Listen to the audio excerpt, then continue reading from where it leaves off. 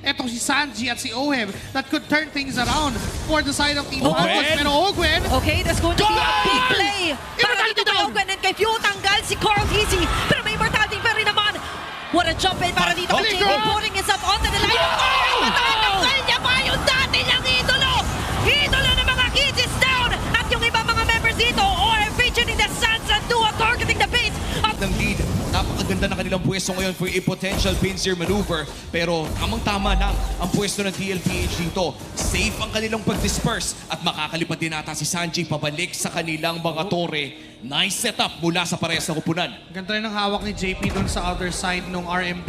Kasi hindi na kailangan mag-long walk pa ni Sanji para makarating doon sa other side of the river. Mas mapapaaga yung pagpwesto nila. Even though nakita siya na wings by wings, hindi naman mag-go ang TLPH as long as hindi pa cool down yung wings by wings kay Sanji. Hintay lang din nila na maging up yung resources, up din naman lahat ng spells, and kailangan lang nilang puwersahin na mauna yung Team Falcons bago sila yung pumalag. Kaso ngayon, nakaabang na rin sila. May Trinity na build si Super Marco. Nasa taas lang. Hindi alam ng TLPH na hindi tinuloy ni Super Marco push. Pero regardless Retry! mukhang si Sanji ni Retry ni Kyle. Grabe yung commitment doon ha. Kaso Fire ngayon slash! alam na ni Sanford is going to be the window para sa oportunidad Oh na matay my! daw na si Caldisi pero buhay pa rin. SOD! Solita tama pa. At dyan si Super Marco, the bulletproof moving forward. Pero sa kabilang banda makakasunod si JP kasi si JP na lang ang bibigyan nila. LGI! Makaka-exit pa rin doon si Daddy JP. Sa dinami-dami ng mga binato, walang babagsak kahit isa. Si Few ay nakahanap ng isa, si Carl Bala. Ang kanyang nakita, yung Lord ngayon ay lalabanan pa. Si Falcons ang makakakuha. Lord secured para dito sa Team Falcons at wala ng team fight pa na mangyayari. At first, it thought it was a broken play para sa Team Falcons with Kyle TZ spending that retribution para dito kay Sanji. Sobrang forced yung flicker, tapos Yep. hindi sila makakapasok. Pero teka lang, hold the fall, glorious pathway in! Okay, pumilit na pumasok dito ang TLPH. Kapalit na ito ang buhay ni Ogwen. First from the back, jumping in. It's going to be the one activated. Sasama pa si Super Marco. Grabe Smurf Misery. Activated na rin dito si OM. But still, hindi pa rin nila maabot dito si 2-1-2. Super Marco. That's going to be a 2-for-2 trade-off para sa TLPH at Team Falcons. Pero hindi pa tapos. Dahil by, uy, ano na sige, sa lupa sino para kay mo? Cal DC. Kaso saan ka pupunta? It's going to be the Baby Kicks. Activated. Oh wow, I think naghanap ng pincer maneuver ang Team Falcons doon. Pero Oo. parehas kumaliwa. At ngayon si Super Marco, Marco? si Carl ay magkikita. Nice traces out pero may Lord na kailangan sagutin ang TLPH. Really a miscalculated damage output mula dito kay ang Oheb sa kanyang Nathan. Akala ni Kyle TZ kakayanin pa niya i-sustain yung damage output. But Super Marco, tinamaan naman ng strike. Okay lang, makakatakas pa rin naman. But still, there's also few maganda rin kung sakaling gumaw doon sila Sanford eh. Alam mo kanina, actually back-to-back na. Parehas ang team fights na napakaganda ng mga yin-yang overturn. Ni Few, hindi masyado napapansin kasi ang daming kasabay. Pero that's, I think, guaranteed 2 to 3 people ang natatamaan ni Few on his Kagura sa last 2 team fights na nanalo ang Team Falcons. Yun yung pinaka nagbibigay ng kulay.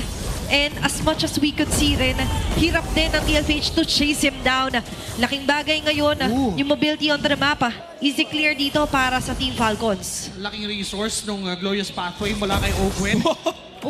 Pero Matapang, si Kyle TZ may mga ginagawang acrobatic plays. Siya lang ang pwedeng gumawa niyan, ha? Sinusubukan niya mang-bait out ng isa pang crucial ultimate.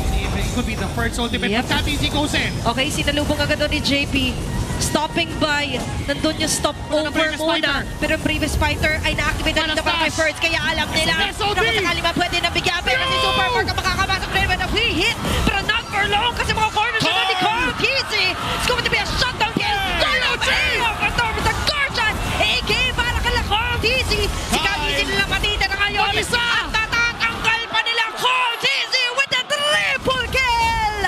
And at first, napakaganda na sana para sa Team Falcons. Pero Carl TC with the kiting, the face of the MLBB. Pinakita niya kung paano nga palaruin ang YSS na to. Kung kinailangan na naman ng DLPH na magsa-step up, it's Carl TZ na magpapakitang gilas. It could have been a wipeout sa kamay naman ng TLPH na sila yung maubos. Ang kaso nga lang, dahil dito sa ginawa nila na pag-kite and pag-try ilagay doon sa likod yung mga damage dealers to a point na masyado nang malalim ito si Super Marco. Yep. Napilitan na ang mga members ng TLPH na kunin ang mga nasa harap. And ang Team Falcons naman, naiwan na yung mga sustain heroes. Wala nang damage output na panggagalingan at mukhang libre yung Lord. At uwad up to that, nawala rin kasi si Fiuka. So what? It's going to be OHEB na makakuha ng Lord. Ngayon, back away muna for Team Falcons. Kaso there's no way out kasi nakasalubog na rin. Marco! Chineckpoint sila doon nila Sanford. Kasi si Super Marco, sapat pa rin naman yung damage ngayon na atras. May Lord na nakuha dito ang TLPH. And this is the third Lord of the game. Sasamahan ito ni Sanji. 4 na taong buhay para sa TLPH and for Team Falcons. 20 segundos ang kailangan nilang tayin. Papasukin ba ito? Ni Super Marco mukhang hindi. Dedepensa muna sila. Kung matalo ang Falcons dito, 6-game lose streak na. Lilipad pa ba ang Team Falcons? At ngayon, hawak na ng TLPH sa kamay nila. Kung sakali mapuputulin ang Glorious bakbaka pathway. para sa paglipad dito for Team Falcons. Andyan yung Glorious Pathway, delaying things up para dito sa TLPH. Buhay yung 5. Buhay na rin naman yung 5 para dumepensa. At hindi pa matatapos ang game number 3. Hihinga pa ang Team Falcons. Napakagandang layer din na tituloy nila at in-stay nila na nakalinya yung mga minion waves para ma-maximize si Super Marco yung kanyang passive at lahat maklear niya in an instant. Nice defense pa din naman for Team Falcons. The thing is, nabasagan na sila ng inhibitor turret. But for this Lord, kailangan ng ilapag ng Team Falcons lahat ng pwede nilang ilapag. Yung pagkakalatag ng Glorious Pathway, everything else for Team Falcons, they have to really do it perfectly para manalo doon sa clash. And let's take this time to appreciate JP's milestone in MPL Philippines. JP officially surpasses Oh My Venus and takes top 4 in total career assists with 2,593 in MPL PH. Guys, Grabe. malakpakan natin si JP. At guys, manood na tayo ng team fight na to. Madadagdagan pa yan kasi sa ngayon, may nagbabadya pa rin na magagandang angulo para sa TLPH. Pero for Team Falcons, it's not yet over.